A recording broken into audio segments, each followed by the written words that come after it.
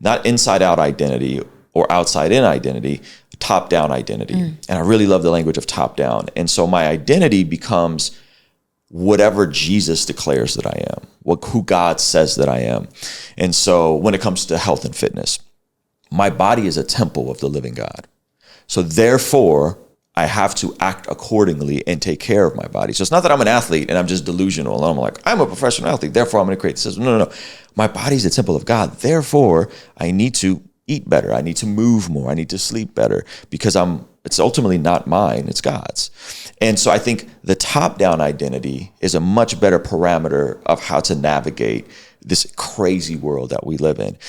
My identity is anchored on who God says I am, and that is in who Jesus is. And now we have an ontological shift that happens for the believer. Something is different.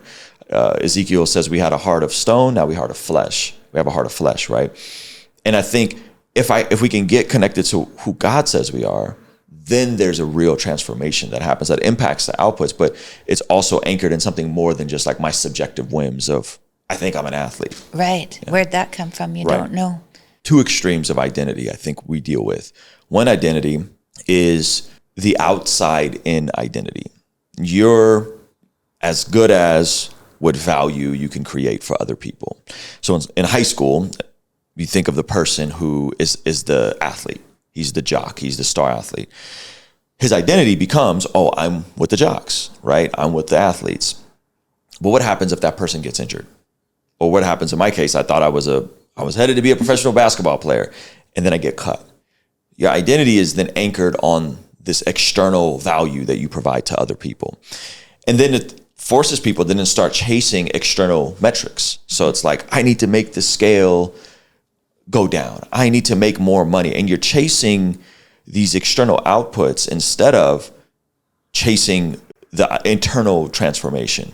And so in James Clear book, he talks about the other side of identity. Atomic Habits, which is great. And he talks about the inside out identity. So you don't rise to the level of your goals, you fall to the level of your systems, right? That's a quote from Atomic Habits, which I think is totally spot on. So he's saying, hey, if you change your systems, then the outputs will follow, which I agree with.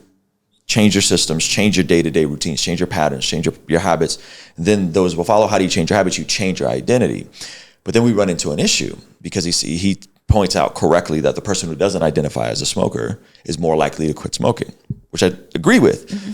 But now we're back to the other extreme of your identity is just subjective to whatever you feel like it. Right. That's a problem. That's a problem. And so what do we have? We have people that feel like they're the opposite gender. We have people that just self-identify with whatever they want to identify with. And then that is still not rooted in any sort of ontological truth. It just is. I feel this way, therefore I am. Yeah. And again, there's some utility in Atomic Habits. I think he nails it in that, if you start thinking of yourself different, if you think of yourself as an athlete and you do the things that an athlete does, eventually you'll get the results that an athlete gets within your physical health. I agree. But what if you're not an athlete? What if you're not meant to be doing that? Yeah, what if you've never been an athlete? Mm-hmm. You just lie to yourself and tell yourself you're an athlete?